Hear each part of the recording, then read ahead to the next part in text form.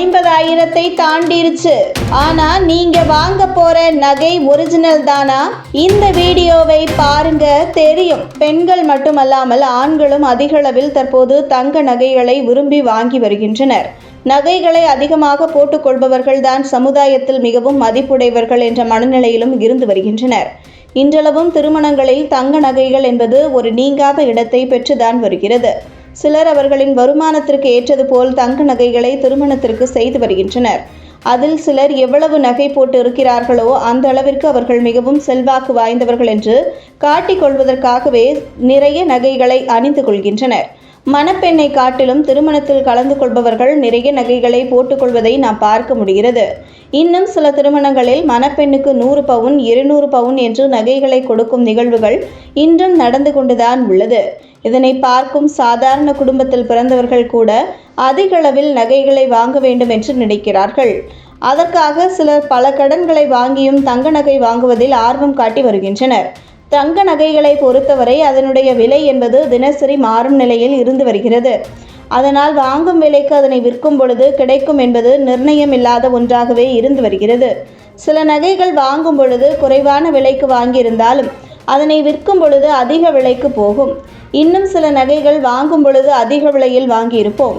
ஆனால் விற்கும் பொழுது அன்றைய நிலவரப்படி நகையின் விலை குறைவாக இருந்தால் அந்த நகையானது குறைவாகவே விற்கப்படும்.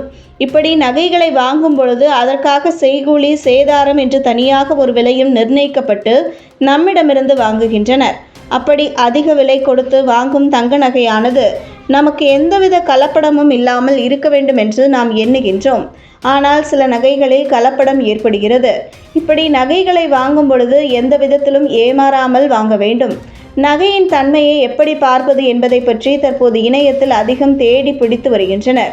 அது என்னவென்றால், நகை கடைகளில் 24 கேரட் 22 கேரட் தங்க நகை என்று சொல்லி வெறும் 18 கேரட் உங்கள் நகைகளையே விற்கின்றனர்.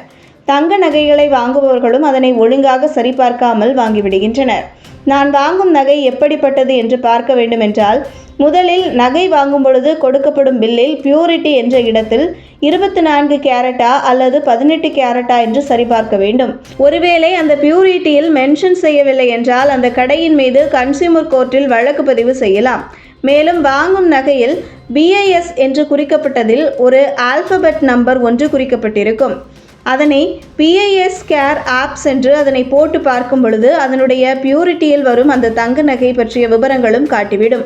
இதனை பின்பற்றி தங்க நகை வாங்கும் பொழுது எந்தவித ஏமாற்றமும் இல்லாமல் சரியான தங்க நகையை வாங்க முடியும்.